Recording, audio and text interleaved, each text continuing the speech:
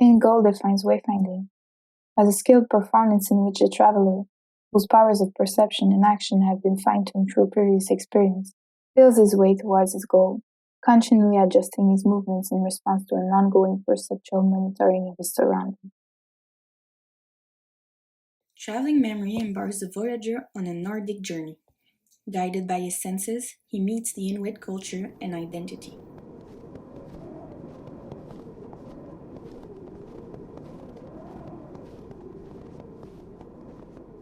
The intellectual and material history of the Inuit is engraved in their territory, concretely or virtually. It is therefore the guardian of their identity. Ammassalik in Inuktitut is a tactile map. It is on a wooden stick that the Inuit carve the memories acquired through the surveying of his nuna. This artifact is the keeper of the wisdom of the land. The same territory can have multiple tactile maps according to the interpretation of the topography and events experienced by the sculptor.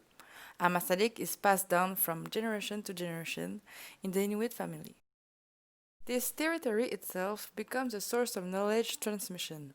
It is through it that the Inuit embrace their identity. From the beginning of time, Nuna, the land, Tahyuk, the salt and the sea, Engun, game, and Inuk, man, are intimately connected. Together they create the world. The Inuits, through memory, anchor their presence in a mastered past, controlled by stories that they have created.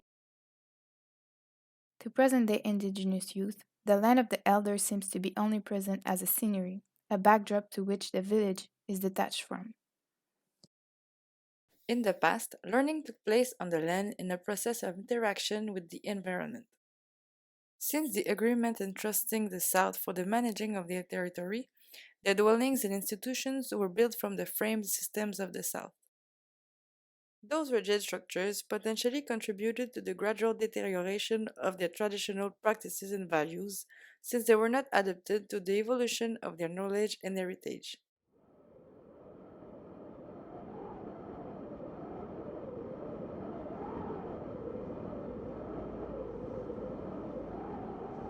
Traveling does not take place through abstract space, but between places.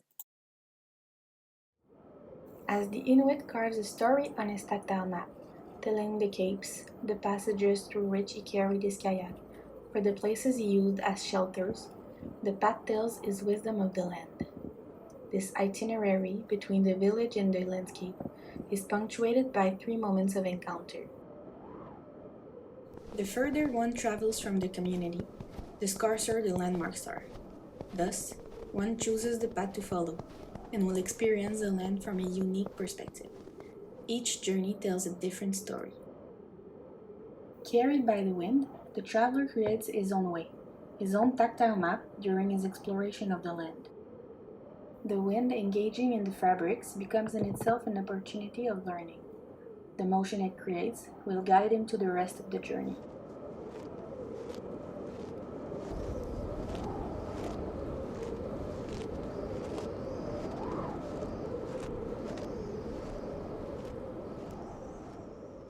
Sporadically on his way, topography offers him views and shelters, crevices and ridges.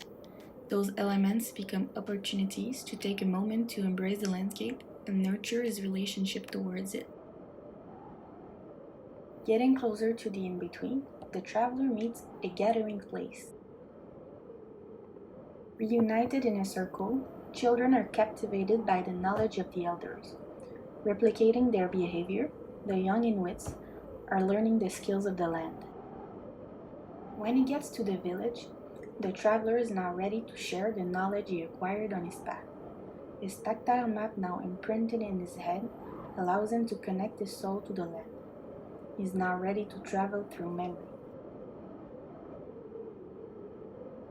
The village marks the end of his path, but only the beginning of his spiritual journey into the memory of his land. From now on, how will this path affect the village?